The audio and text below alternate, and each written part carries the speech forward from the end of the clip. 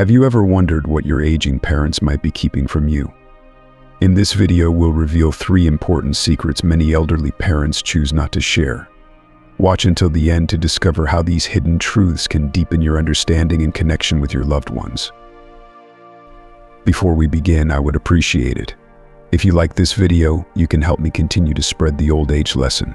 If you still need to subscribe, I recommend you subscribe and turn on the bell so you can see all the videos. If you like this video, please comment number 1. If you don't like it, comment number 0 to let me know, so I can make a better video for you.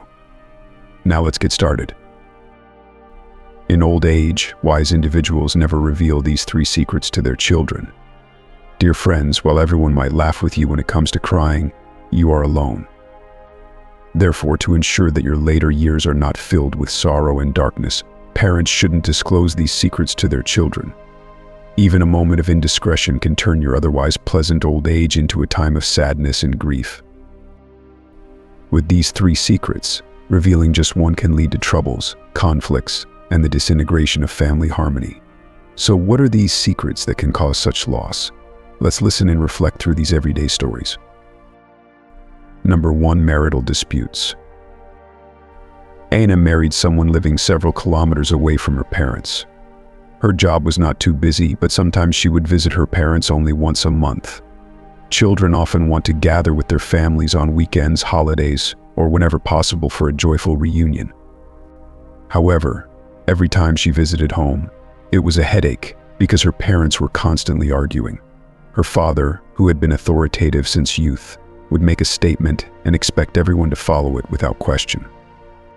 Her mother, once gentle and accommodating, began to show her limits as she aged, leading to frequent verbal clashes between them. On one occasion, at the dinner table, her father criticized her mother's cooking for being bland. Her mother, on the other hand, reminded him of his doctor's advice to eat less salt.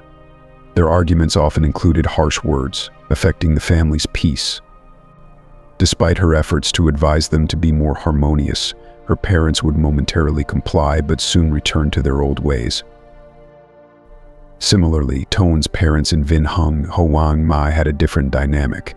His father, once a talented director with thousands of subordinates, faced a new challenge in retirement. He became irritable and critical, especially towards his wife. His mother, feeling increasingly neglected, grew resentful of her husband's behavior, leading to cold wars and conflicts. Their arguments, often observed by their children, created a tense atmosphere, affecting the family's overall harmony. According to psychologists, living together in old age does not guarantee happiness. Dr. Din Doan suggests that while younger couples often have distractions that mitigate conflicts, older couples face more confrontations due to increased interaction and reduced external activities. To minimize such conflicts, society should create more opportunities for the elderly to engage in community activities and maintain social connections.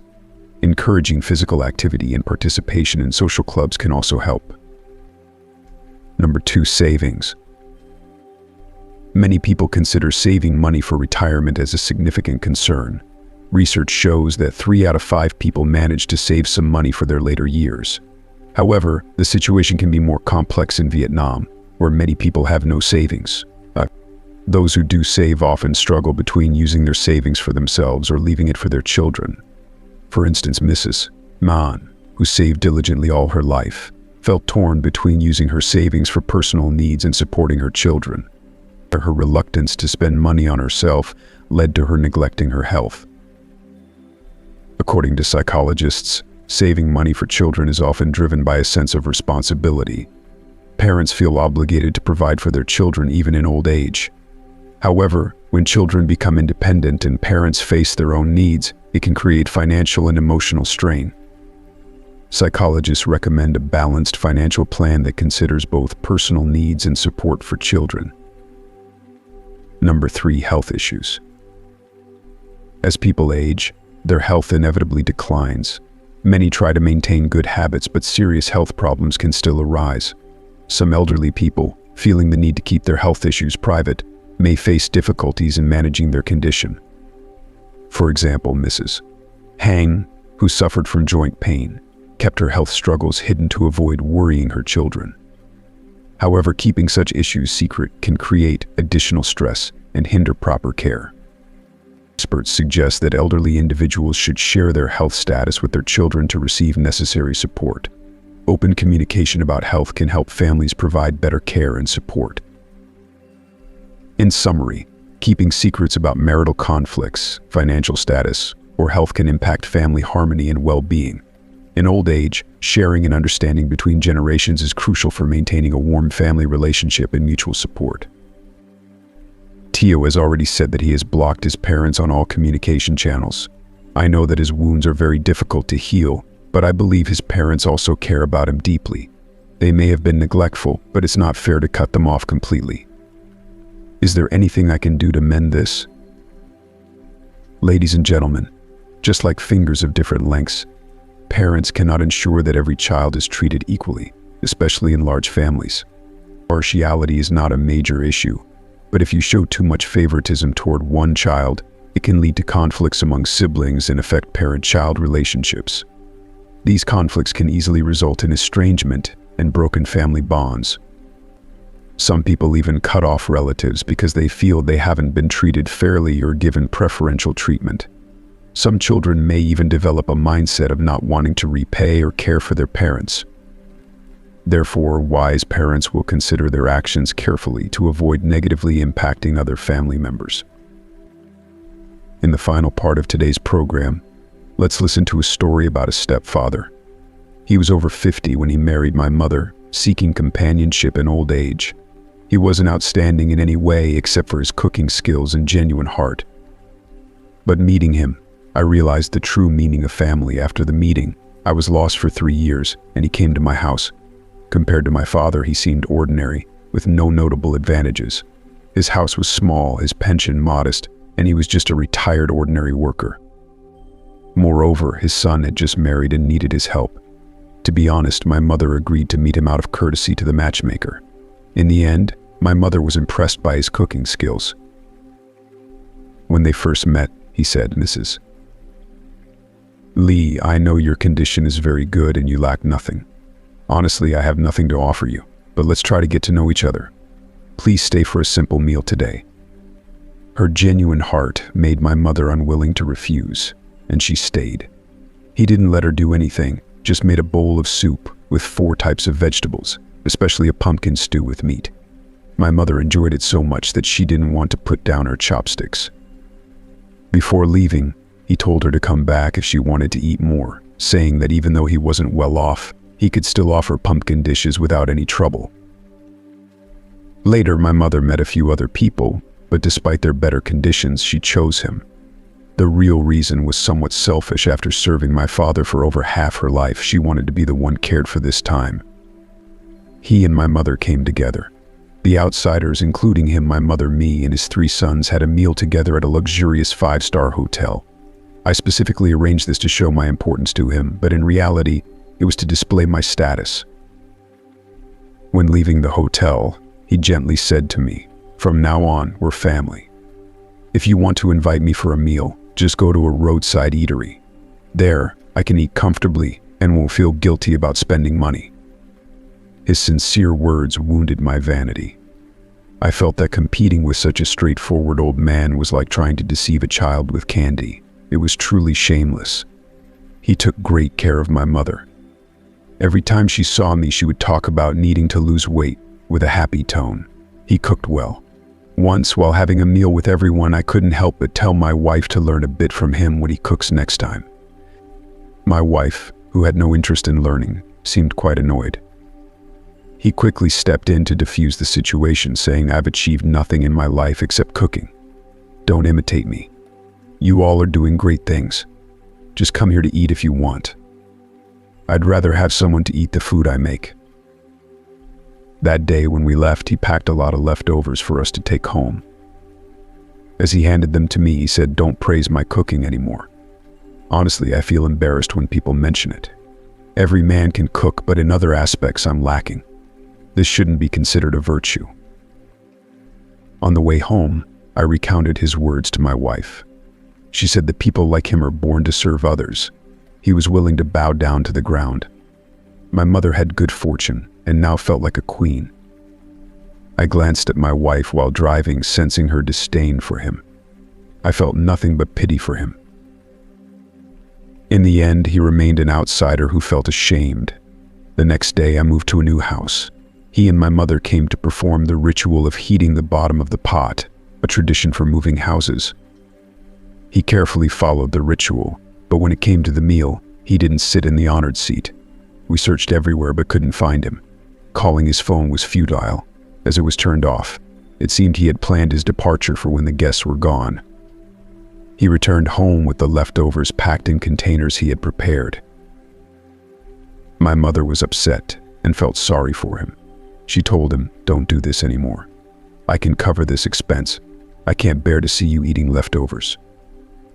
He shook his head and declined, saying, "I don't see it as an expense. I'm not troubled by it. I'm used to it. If I were to feel sorry, it would be for wasting the money I earned." My mother had nothing more to say and felt some pity for him. As for me, I didn't see him again after that, but whenever I think of him, I feel moved and warmed. The true meaning of family doesn't need lengthy explanations. When someone expresses their genuine feelings, their actions speak louder than words. I want to thank him for practically showing me this. I am just like before, but he could never stand up again. In the past, he only knew how to smile. I never imagined that he would become so weak now, always shedding tears. Mother took care of him, and he cried. We wheeled him around in a wheelchair for an outing in the suburbs. He cried many times, and in the hospital he watched as money was spent like water. He cried. Finally, one day he took a razor and desperately tried to slit his wrists. It took 5 hours of emergency treatment for him to pull through. He was very tired and also very hopeless. What was truly unexpected was that the first person to leave him was his son. His son rarely visited him, and later on he didn't even show his face once. Every time he called, he would say he was on a business trip and would visit him soon. What surprised me even more was that my mother then suggested to me that she wanted to leave him. They had never registered their marriage, so it was just a matter of parting ways and going their separate directions. My mother told me that she was old and could no longer take care of him. She couldn't do anything to help me, but she also couldn't bring a disabled husband into our lives to burden us. This is the harsh reality. I didn't want my mother to be the bad person, so I had to be heartless and play that role myself, deciding to tell him about the separation. I told him, as he lay in the hospital, "Uncle Duong, my mother is ill." His tears flowed like rain. I forced myself to say the harsh words, "You know, Uncle Duong, my mother is getting old. You've seen how she has treated you these days." He continued to shed tears and nodded. I went on, "Uncle Duong, we still have to work. My mother isn't in good health. Do you think it would be okay if, after you're discharged, you go back to your own home? I'll hire a caregiver for you. Of course I'll pay for it, and I'll visit you often." Hearing this, he stopped crying, nodded repeatedly, and said gratefully, "If that's the case, that would be great. That would be great. No need to hire a caregiver, there's no need." If you are still watching this video and finding these lessons useful, please comment number 1 below to let me know that you are still watching this video with me. Thank you for your valuable time. I left the hospital courtyard, tears streaming down my face. I couldn't tell if it was a sense of relief or an unspoken guilt in my heart. I did hire a caregiver for him, paying for a year in advance. I then went to his house and hired workers to renovate it for him. I tried to do everything with full responsibility, not for him, but to ease the unease in my heart. On the day he was discharged and went home, I didn't go. I had the company driver pick him up. When the driver returned, he told me that Uncle Duong asked him to thank me and said that even his son hadn't done this for him. Those words gave me some comfort, making me feel somewhat relieved. But that comfort didn't last long. The cold days of spring and the new year without him at home felt a bit dull. There wasn't someone willing to bury themselves in the kitchen, making all kinds of dishes for us. We ate our New Year's Eve dinner at a 5-star hotel, but we couldn't feel the warmth of the new year anymore. On the way home, my son said he wanted to eat carp for his grandpa. My wife signaled our son with a wink to stop talking, but he only became more insistent. "Why can't Grandpa come home for the new year? You're all so mean." My wife, furious, slapped our son hard, but that slap felt like it landed on my face. My whole face swelled with pain. My son's words shattered the self-comfort we had built. In the rearview mirror, I saw my mother's eyes were also red. It was clear that this New Year's Eve was lonely. I deeply missed last year, the year when he was still home. We were a warm, happy family, always built on the quiet sacrifices of one person. I wondered if Uncle Duong was spending New Year's with anyone, and if he missed us. Was he feeling sad, not being home because of our neglect? After the first drum of the new year sounded, I drove to Uncle Duong's place. He hobbled to the door to open it for me. Seeing me, he smiled, but his eyes were filled with tears. Inside his cold house, I couldn't hold back my tears any longer. I took out my phone to call his son. After giving him a scolding, I started making dumplings for him. The caregiver had gone home for the holiday, and there were enough snacks by the bed to last him until the 15th. In my heart, I also blamed my mother. The warm dumplings finally brought a bit of New Year's warmth into his home. We ate the dumplings, and with every bite, more tears fell. On the early morning of the first day of the new year, I staggered out of his house. I had drunk alcohol, parked the car under his building, and walked alone on the cold street, my heart full of desolation. My phone rang. It was my wife calling. "Where are you? I lost my temper again." "I'm in the home of a lonely old man. Do you understand? What kind of people are we? When he could still walk, we used him, but now that he can't move, we sent him away. Has our conscience been eaten by dogs? And yet, we still talk about morality and ethics." I was disgusted with myself. On the street, I cursed myself harshly. I cursed until I was tired. Without hesitation, I turned back, carried him on my back, and walked out. He struggled, asking me what I was doing. I firmly told him, "We're going home, Grandpa, so we can love you back home." The happiest person was my son. He hugged and kissed Grandpa, repeatedly asking for carp, fried sticky rice cakes, and superhero cards. My wife pulled me into the room and asked, "Are you crazy? Even his son doesn't care about him." "Why are you bringing him home?" I didn't lose my temper this time and calmly told her, "His son did the wrong thing. That's his problem. We shouldn't use that as an excuse to abandon him. I don't expect you to treat him like your father-in-law, but if you love me, if you care about me, then consider him as part of our family. Because in my heart, he is family. He is a person. Abandoning him would be easy, but it wouldn't ease the guilt in my heart. I just want some peace of mind, that's all." I said the same thing to my mother, and she cried, holding my hand tightly, saying she understood. She saw that he couldn't stand up anymore, and she couldn't stay, but she couldn't deny that these moments were filled with her care and concern as well. In reflecting on these hidden truths that the elderly often keep from their children, what stands out to you? Have you gained a new perspective on how the older generation navigates the complexities of aging with love and wisdom? We'd love to hear your thoughts. What's one thing you've learned today that you'll bring into practice in your own life? Please share your insights in the comments below. And if you found this video helpful, don't forget to like, share, and subscribe to our YouTube channel for more content like this. Your support means the world to us.